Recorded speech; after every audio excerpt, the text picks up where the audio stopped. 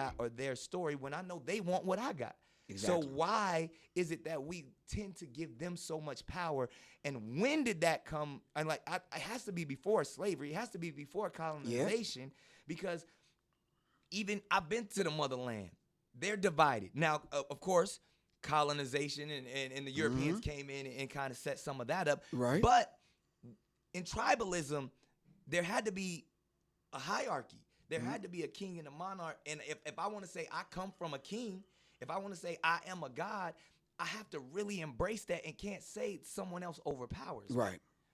Well, I think we need to understand the sacred sciences that you alluded to, that we had, that that we have. Right. There are some people that came in, sat at the feet of our ancestors and our people, learned and took that sacred knowledge. Thutmose and all. Exactly. Yeah, and then second time, coming back to the continent, planned to destroy and take everything. Facts. We know the Europeans came in and raped and pillaged. Exactly. We know that. Thus, seeing how we operate and how we move and the deeper sciences that we know. For example, the Dogon. The name of my company is Serious Minds. Right.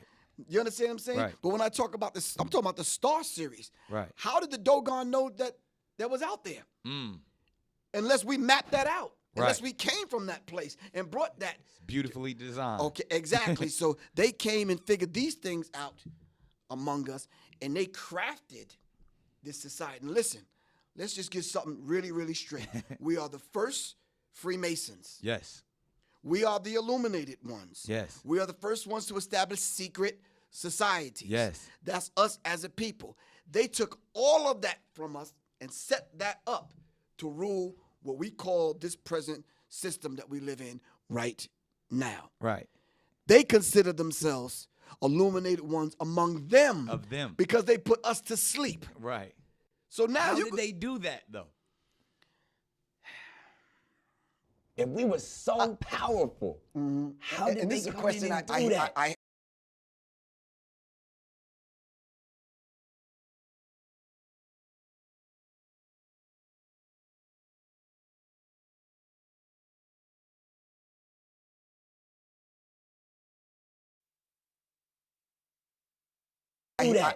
I hear a lot, man. They put us to sleep by taking the very thing away from us that we depended on the most. If I said to you, what is the most important thing that keeps your life, that wakes you up in the morning and keeps you moving and motivated during the course of the day? Whatever that thing is, if I took that from you, would you be able to exist? Nah, you right? took my essence away. I took your essence away, and then what if I fed you the wrong food? Right. You understand what I'm saying? Right, so right. now you're not getting the nutrients. Right. The essence of you was taken away from you. All right. And then I moved you from one location to the other and mixed you up with some people that you can't even really communicate with. Right. And I did this over a period of time in different places on the continent, because we haven't talked about brothers and sisters in Brazil yet. Right. In the Black African diaspora. That's where the most Africans went to. Exactly. The Bilderberg Group, which was a meeting that, goes on in Europe once a year with the most powerful people in the world, the most powerful people in media, presidents, kings, queens, Queen Elizabeth be there. These are the richest people. These are the elite. They actually meet our world affairs. And then when we go and we speak about the New World Order, I have this question for you. Why is the New World Order a one world government, domination world? Why is that so dangerous? Why is that a bad thing? Why isn't that a good thing? Why can't we subscribe to say, oh, we just want everyone to come together. We want everyone to we want the nations to unite. We want a united nation. Why is that dangerous?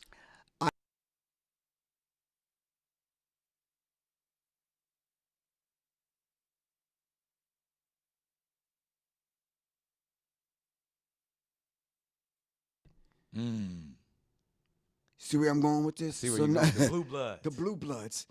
So regardless of what we called them. Yeah.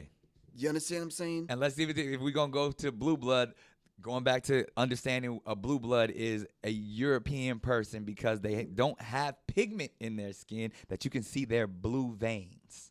Exactly. And blood is blue until oxygen, the air hit it, and it turns red. Right. Democrat, Republican Party. Red you see, and it's blue, not Bloods and Crips. Exactly.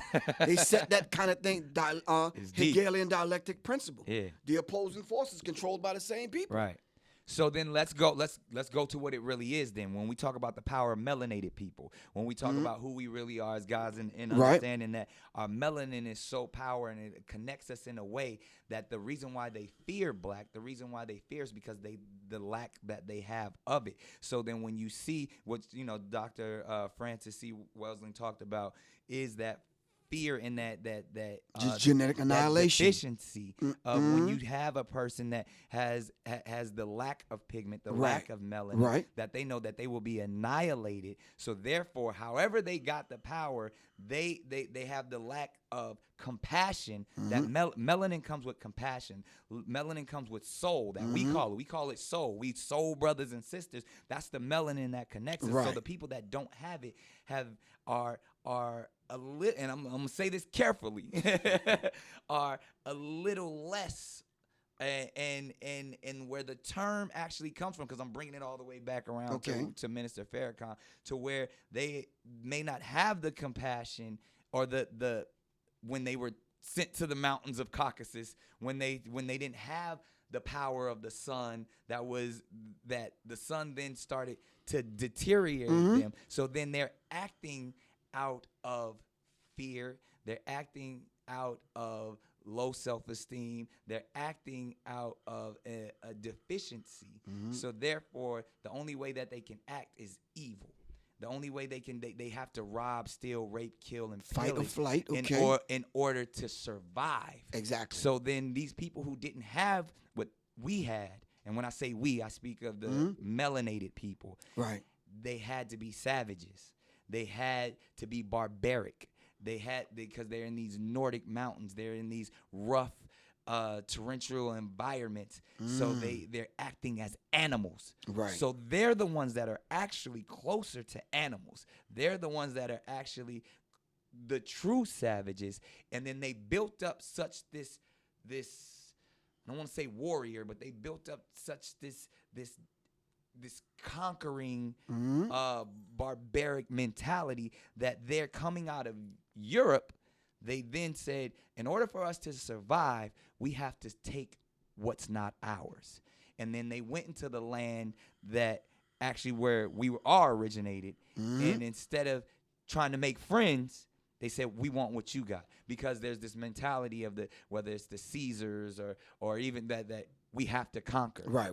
So I say all that to say the context, and when we speak of whether it's Jewish people, white people, Europeans, the Illuminati, they were doing that as survival tactics to stay on this planet. Right, because we never had to do that. Right, because they